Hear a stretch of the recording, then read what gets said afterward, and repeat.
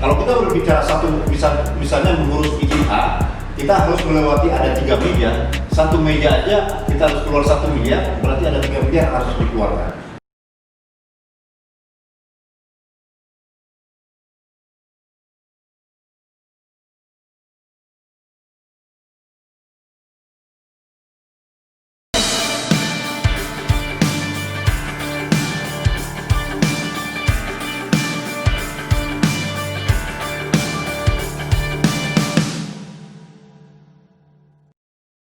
Mekanisme pengambilan keputusan ada di situ. Modal dasarnya ada di situ. Berapa orang yang mendirikan PT itu ada di situ diaturnya. Nah, kemudian di Undang-Undang Cipta Kerja muncul yang namanya UMKM, ya kan, di mana diperbolehkan PT itu didirikan oleh satu orang. Seharusnya kalau menurut saya harus ada yang namanya penanda bahwa ini PT UMKM loh. Bukan PT sebagaimana yang dianggap selama ini diatur di Undang-Undang 40 2007. Berarti kan acuannya bisa beda nih. Apakah PT UMKM ini acuannya Undang-Undang Cipta Kerja terlepas dengan Undang-Undang 40 2007 atau bagaimana? Berarti kan di dalam aturan pelaksananya harus ditegaskan ya, supaya nanti tidak simpang siur. Karena begini, ketika pengurusan izin, pengambilan keputusan ini orang melihat.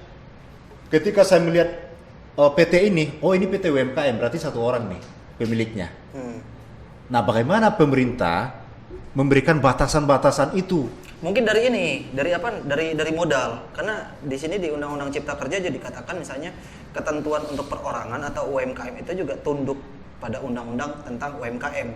Nah, undang-undang tentang UMKM juga tunduk juga misalnya tentang modal, karena nanti kaitannya juga sama perpajakan. Berarti kan di Undang-Undang 40 2007 minimal modal itu kan 50 juta. Ya. Nah, ya di sini modal dasar. Iya. Di Cipta Kerja unik berdasarkan kesepakatan.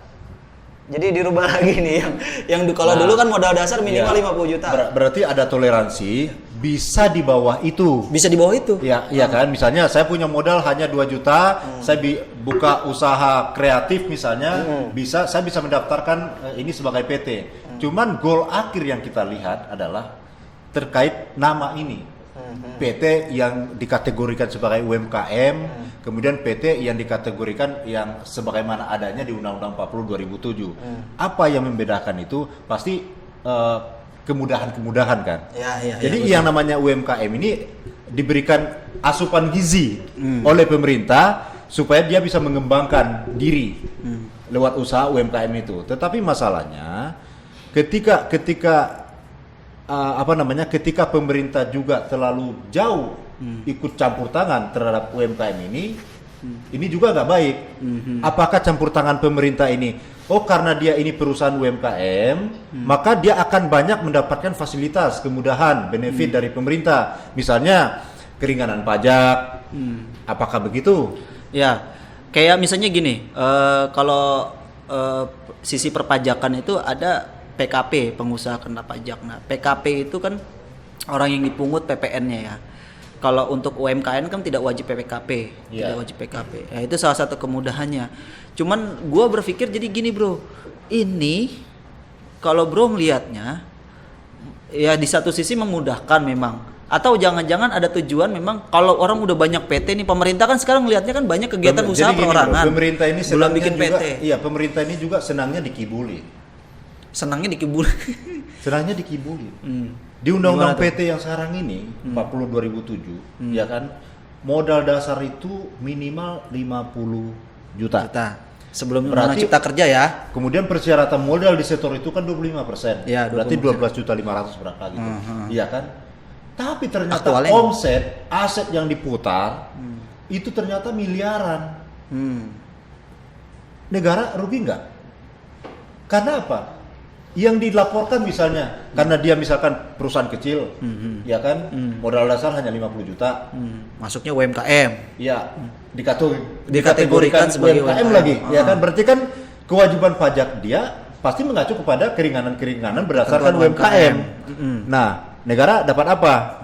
Berarti kan sesuai namanya kan. Berarti karena dia UMKM pajaknya mungkin hanya ya 200.000, 1 juta misalnya. Padahal omset yang diputar Banyak. bahkan miliaran, bahkan mungkin puluhan miliar. Ada aktualnya kayak gitu ya? Nah, sekarang aja PT begitu, Bos. Banyak gitu ya? Modal dasarnya 100 juta. Tapi apa omset Omset. yang berputar itu ratusan miliar. Bagaimana pemerintah bisa melihat itu? Apakah pemerintah langsung masuk untuk omset yang kamu putar itu pendapatanmu bisa lebih besar daripada itu loh. Berarti pajak kamu tidak bisa, seharusnya tidak begini. Oke. Bagaimana pemerintah bisa menggrade potensi pajak di situ? Begitu juga yang akan terjadi. Bisa jadi nih. Ini jadi bisa jadi dimanfaatkan juga nih. Jadi praktek terselubung juga nih untuk menekan kewajiban pajak. Saya bikin PT perorangan. Modalnya 10 juta. Tapi ternyata dengan PT itu saya menghasilkan mungkin ratusan miliar misalnya. Bagaimana pemerintah bisa menggrab itu untuk pendapatan pajak? Ininya apa perlakuannya sama seperti UMKM, tapi sebenarnya omsetnya adalah mungkin Ya itu. menengah gitu ya. Ya juga bisa juga seperti itu. Cuman gue jadi baik lagi ke pertanyaan gue. Ini asumsi lo PT dimudahkan orang perorangan apa? Asumsi lo. Tujuannya apa? Buat menggait pendapatan Tadinya dari saya sisi berpikir- pajak atau emang pemerintah dengan baiknya memudahkan orang untuk mendirikan PT. Ya udah orang perorangan selama ini nggak ada badan hukumnya. ya Tadinya udah, saya berpikir fasilitasi. begini, Bro. Nah, Badan hukumnya UMKM. PT UMKM. Kita bahasakan lah begitu ya. PT UMKM gitu kan. Berarti kan ini PT kecil gitu loh. PT kecil. Nah, dengan PT kecil ini, PT ini bisa menghasilkan keuntungan yang cukup lumayan, tetapi dengan persyaratan mungkin kita nggak tahu nih harapannya pemerintah apa nih. Walaupun PT-nya kecil, tetapi dia mampu mempekerjakan 1.000 orang. Bisa nggak kemungkinan terjadi? Bisa saja begitu. Lalu kewajiban pajaknya, ya sesuai dengan PT dia. Ibarat kita ini keadilan distributif istilahnya, ya kan? Anak saya SD jajannya 1.000, anak saya yang SMP 5.000, anak saya yang SMA 20.000. 20.000. Komutatif itu istilahnya, ya kan? Nah berarti kan tidak sama. Berarti ketika kita menuntut tanggung jawab kepada mereka, yang si SD sesuai tanggung jawab dia sebagai anak SD. Begitu juga dengan yang PT UMKM ini. Karena dia PT UMKM, orang kita melihat, wah ini PT kecil, asetnya kecil.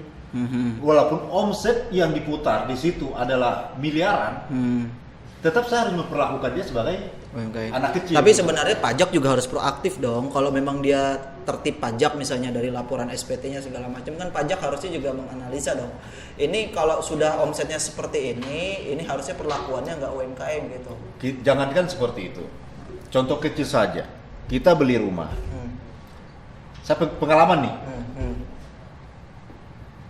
Klien saya beli rumah di Selong sana, di Jakarta, ya kan. Jadi ada yang namanya zonasi.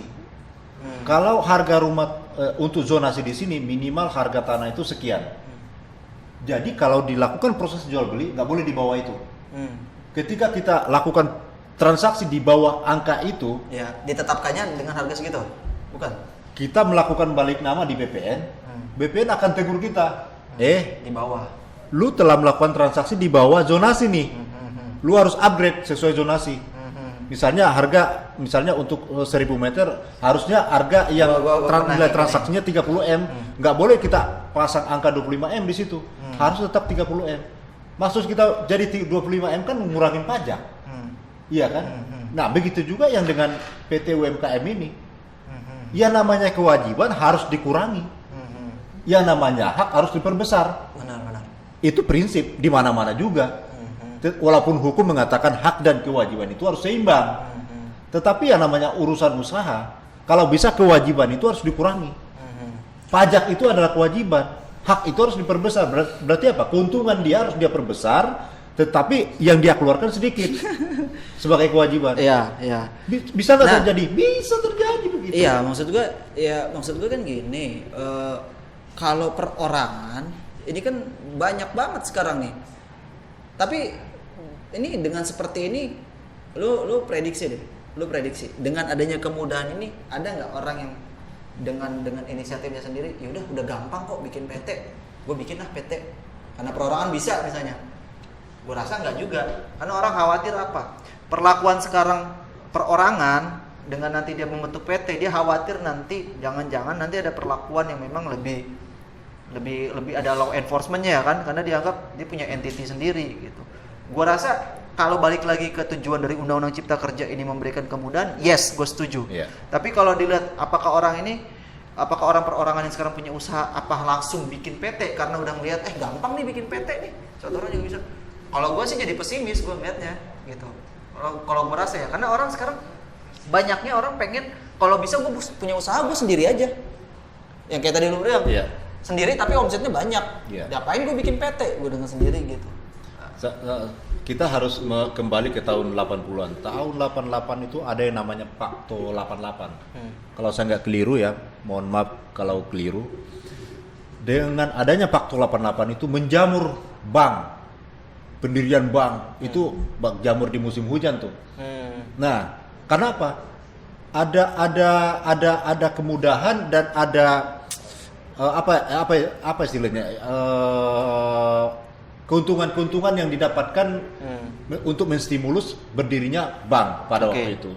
Nah, tetapi yang terjadi adalah ternyata tidak seindah yang dibayangkan waktu itu. Banyak bank yang gulung tikar juga ternyata, nggak liquid lah macam-macam. Nah, ini bisa terjadi dengan PT ya UMKM ini.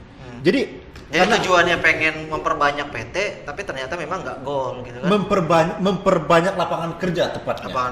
Dengan mudahnya membuat PT, maka lapangan pekerjaan itu akan terbuka lebar, ya kan?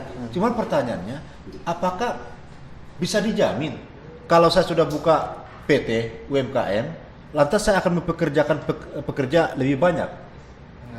Tapi kan pasti pemerintah bilang ya udah kan kita coba dulu lah. Kalau kita nggak coba kan kita nggak tahu juga. Kalau kita mau pesimis ya. Yang kedua, dengan mudahnya membuka PT, benefit yang terbesar apa sih yang mau didapatkan di situ? Karena dia punya modal kecil, maka akses dia untuk ke perbankan tetap terbatas juga. Tetap terbatas juga. Jadi maksudnya dibukanya PT UMKM ini, ya saya istilahkan begitu, dengan kemudahan-kemudahan yang ekstra ini, ya kan? Apakah pemerintah mau menunjukkan dengan banyaknya UMKM, maka peranan pemerintah untuk memberikan air susu kepada UMKM ini akan lebih besar peranannya? Artinya apa? Tetap kembali ke pemerintah ini jadinya. Jadi beban pemerintah, beban baru bagi pemerintah, gitu loh. Bagi saya, yang sistem yang sudah ada, ya sudah jalanin saja, gitu loh. Artinya apa? Dengan modal dasar minimal 50 juta itu menunjukkan bahwa paling tidak dia bisa menunjukkan saya mampu menyiapkan uang 12.500.000 untuk modal di setor, gitu loh. Sehingga ketika saya mengoperasionalkan usaha saya paling tidak punya modal awal, gitu. Cuman mungkin pemerintah berpikirnya begini, pergeseran waktu ini memberikan kesempatan terbukanya peluang untuk usaha-usaha kreatif. Usaha kreatif ini mungkin mereka punya ide tapi nggak punya modal. Sehingga pemerintah berpikir dengan modal kecil, ide-ide kreatifmu ini bisa kamu wujudkan dalam bentuk usaha. Dengan usaha yang ada, Anda bisa diperhitungkan.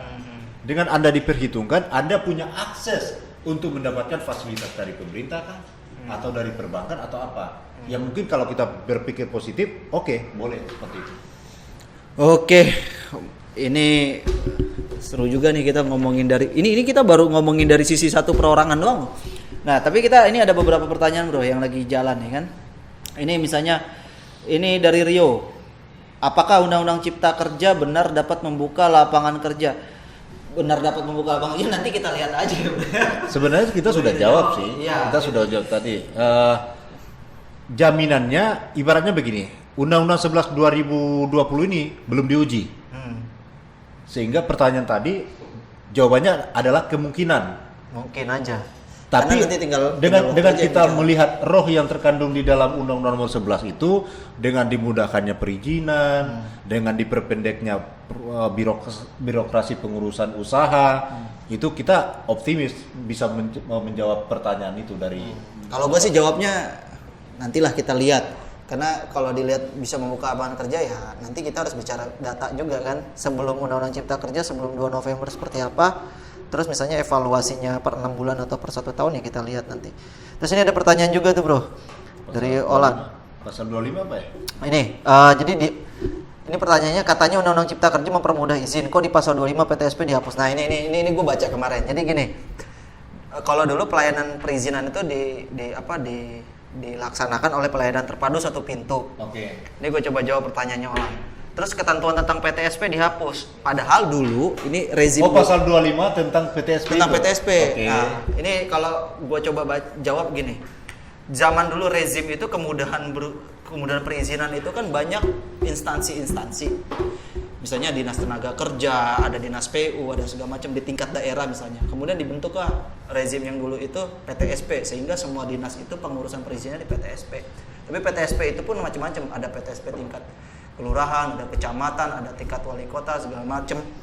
Ada tingkat dari kelurahan, kecamatan, ada wali kota, ada tingkat provinsi. Nah, ketentuan PTSP ini dulu diatur memang untuk perizinan tergantung dari tingkatannya. Kalau misalnya tingkatannya mau ngurus izin di provinsi, berarti PTSP-nya provinsi. Nah, ketentuan PTSP di Undang-Undang Cipta Kerja kenapa dihapus? Kalau gue sih berasumsi gini, karena sekarang kan sudah ada rezimnya online single submission nih, OSS.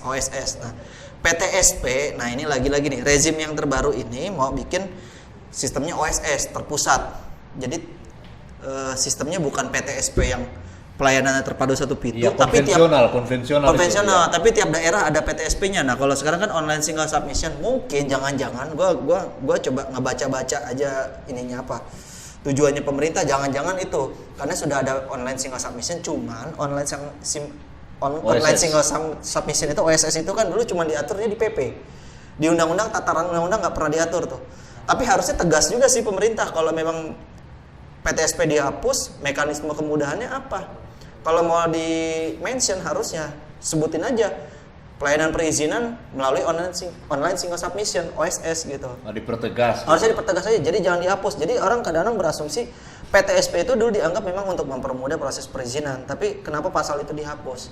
Nah, itu kan jadi pertanyaan juga gitu kan. Jadi begini, kembali lagi di topik kita di awal itu maksud dari Undang-Undang Nomor 11 ini kan memudahkan pembukaan lapangan pekerjaan, kemudian mengurangi tahapan birokrasi pengurusan izin usaha.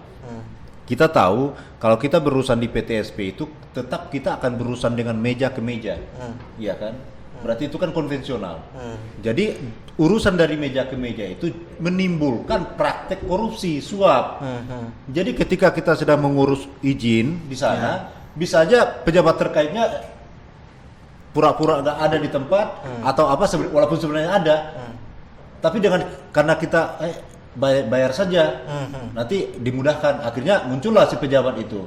Nah, ini masuk akal kan menurut saya. Ya. PTSP ini dihilangkan untuk kembali lagi tadi untuk memutus mata rantai praktek-praktek yang nggak benar. Karena PTSP juga masih konvensional, masih datang juga. Datang, kadang kita dipersulit lah mengurus ini kita harus datangin pejabatnya kemana-mana. Alasan ini BIMTEK lah, padahal itu nggak ada. Yang namanya pejabat harus standby di tempat kan begitu. Betul. Walaupun pejabatnya nggak ada wakilnya yang bisa mengambil keputusan untuk itu. Nah, itu kan masalah sebenarnya. Benar. Makanya muncul yang namanya OSS. Jadi tanpa batas ibaratnya. Kita ada di sini pun kita bisa urus, notaris bisa urus gitu. Tapi kayaknya sih masukan juga ke pemerintah. Kalaupun memang dihapus, jadi jangan menimbulkan tanda tanya sih menurut gua. Karena PTSP-nya langsung dulu pelayanan perizinan melalui PTSP. Nah, sekarang pasal itu cuma ditulis dihapus. Orang nanya, jadi ngurus izinnya gimana? Bisa balik lagi ke dulu atau seperti apa? Tapi kalau yang ngikutin udah ada rezim OSS, ya mungkin kalau arah analisis gue sih ngeliatnya karena udah ada OSS kayaknya, sehingga dihapus. Nah, ini ada pertanyaan lagi dari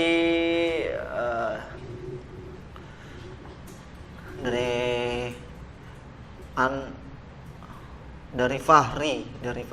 Ini apa tuh pertanyaannya? Sebentar. Undang-Undang Cipta Kerja ini kan dianggap merugikan buruh. Ternyata pengusaha juga sepertinya terancam di pasal 112 batubara. Di pasal 112 batubara kena PPN, Bro.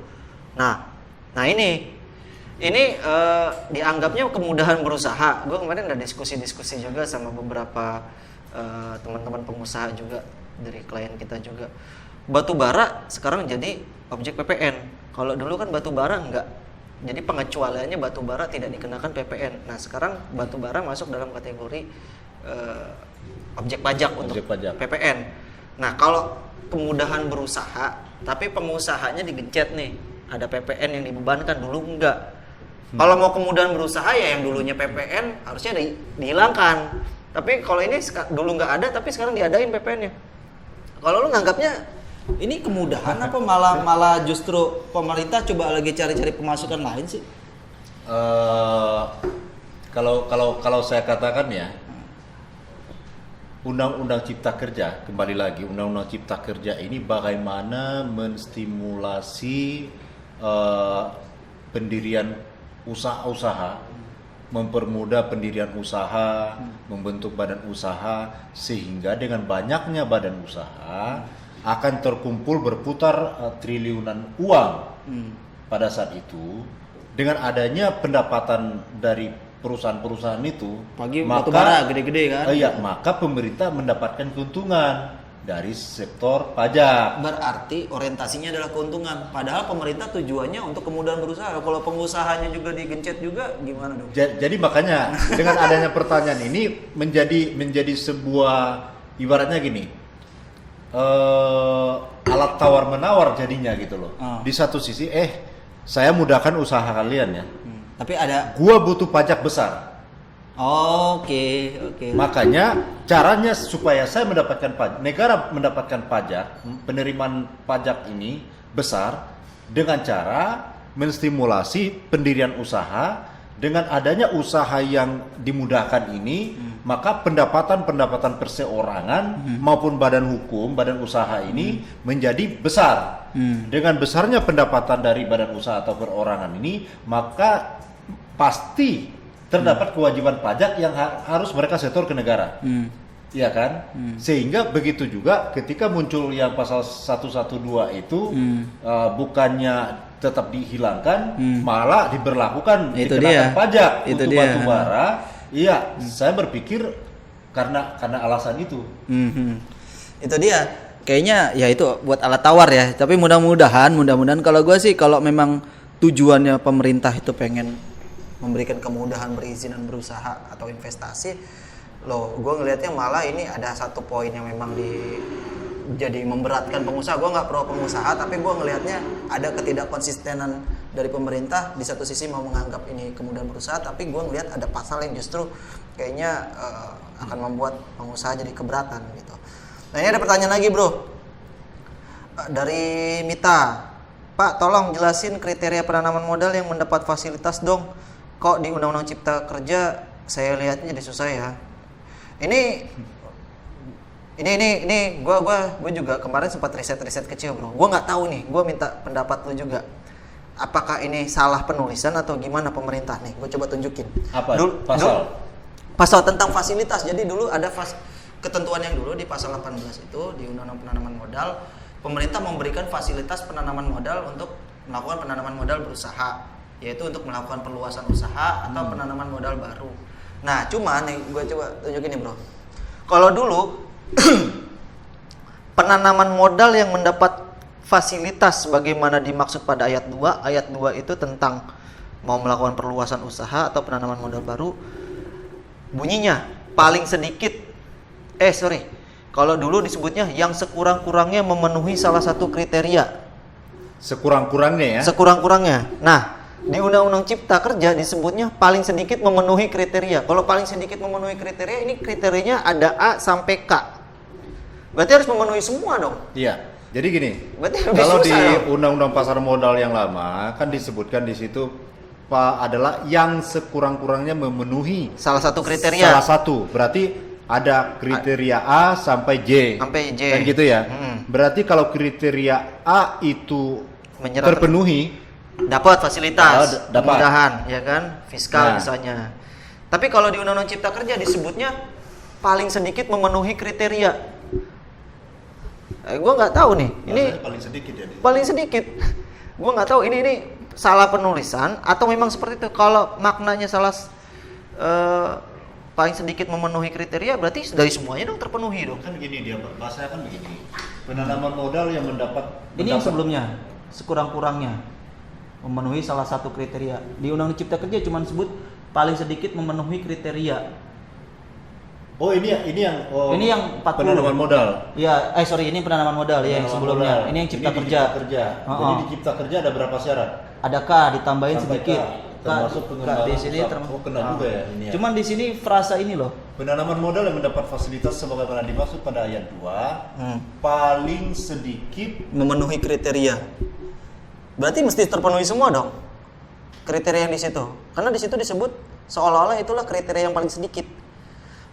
Nggak kayak yang undang-undang sebelumnya disebutin memenuhi salah satu kriteria. Kalau 1A aja misalnya udah dapat nih fasilitas. wah ini kayaknya salah. Itu dia. Maksud gua Ini sengaja karena nanti ada karena nggak mungkin karena ini justru malah Malah memberatkan, kan? memberatkan kan lebih acuan yang lebih bagus itu di undang-undang pasar udah modal. bagus pasar tentang penanaman modal yang dulu yang sebelumnya yang Kayaknya sekurang-kurangnya. ada kata yang nggak apa mungkin tidak terini kali ya tapi walaupun bagaimana Tapi ini udah diundangkan, Bro. ini lex certa namanya kepastian apa undang-undang itu adalah pasti apa yang tertulis di situ Lex ya, itulah. Lex Tirta ya, apalah istilah itunya kan, apa yang tertulis dan itu yang dilaksanakan kan gitu. Cuman, nah ini di mana kemudahan berusahanya? Ya kan, kalau dulu dapat fasilitas kalau memenuhi salah satu kriterianya dari A sampai J, satu aja terpenuhi dapat fasilitas kemudahan, misalnya fiskal. Kalau ini paling sedikit memenuhi kriteria ini pertanyaan ini juga hampir sama yang ada di benak. Ini jadi paradoks ini paradoks karena apa di semangat dari Undang-Undang Cipta Kerja itu kan memudahkan perizinan, memudahkan persyaratan pendirian usaha. Jadi ketika ada klausul seperti ini berat untuk dilaksanakan karena harus dipenuhi dulu keseluruhan. Ini juga buat pemerintah ya mungkin ya. Ini di pasal 18 tentang penanaman modal ini atau di perubahannya di Undang-Undang Cipta Kerja, tolong ini seperti apa klarifikasinya? Karena itu berat. Itu berat karena di undang-undang sebelumnya disebut yang sekurang-kurangnya memenuhi salah satu kriteria, tapi justru di Undang Cipta Kerja disebutnya paling sedikit memenuhi kriteria. Makanya aneh ini. Itu makanya. Nah, ini gue balik lagi ke awal sedikit aja. Misalnya berandai-andai kita ini ada salah ketik. Setelah sebelumnya waktu itu ada salah ketik juga misalnya. Terus gue ingat ada yang di pasal 5 itu juga katanya ada salah ketik. Ini kalau tadi Bro bilang apa yang tertulis Apa yang tertulis itu yang benar. Itu yang benar kan? Ya ini berarti yang benar seperti ini dong. Berarti harus semuanya Itu yang harus terpenuhi. dilaksanakan. Itu dia. Blunder nggak sih? Ya ini blunder menurut saya. Oke. Karena itu paradok, bertentangan dengan semangat dari Undang-Undang Cipta Kerja itu. Nah, itu dia. Jadi kalau tadi tentang PPN, terus ini tentang fasilitas untuk penanaman modal. Ini juga ada paradoks juga nih. Yang mana mau dibilang kemudahan tapi ternyata di sini ada kesulitan juga gitu. Iya, itu sangat nyata sekali ya. Iya, itu dia. Makanya oke. Mungkin pertanyaan kita hold dulu, ada beberapa pertanyaan dari teman-teman. Cuman gue mau fokus sedikit tentang balik lagi nih ke batu bara. Bro, ngelihatnya ini semangat pemerintah dari Undang-Undang Cipta Kerja ini apa sih? Jangan-jangan pemerintah memang lagi mencari pemasukan lain gitu. Kayak PPN dibebankan gitu ya, kan? seperti yang saya sampaikan tadi, ini sebenarnya alur politik hukumnya ini udah benar sih kalau menurut saya. Benarnya adalah pemerintah melihat bahwa mungkin pemasukan dari sektor pajak mungkin tidak terlalu signifikan, maka caranya adalah membangkitkan semangat untuk berusaha, berwirausaha kan begitu.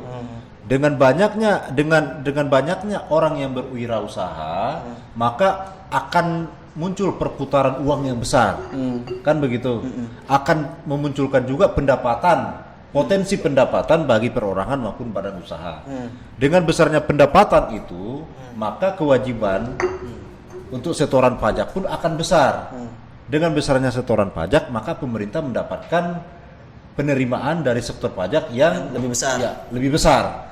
Sehingga dengan memberikan benefit-benefit di awal itu supaya badan usaha ini bisa menggenjot usahanya dalam rangka bagi pemerintah untungnya dengan banyaknya usaha itu akan memberikan potensi untuk mendapatkan pajak dari pelaku usaha itu. Oke. Ya itu berarti tujuannya untuk pemasukan negara ya. Tapi bro sebentar ini buat teman-teman kita mau break 1 menit sekarang ya. Kita coba break sebentar. Oke. Nanti kita lanjut sebentar lagi bro.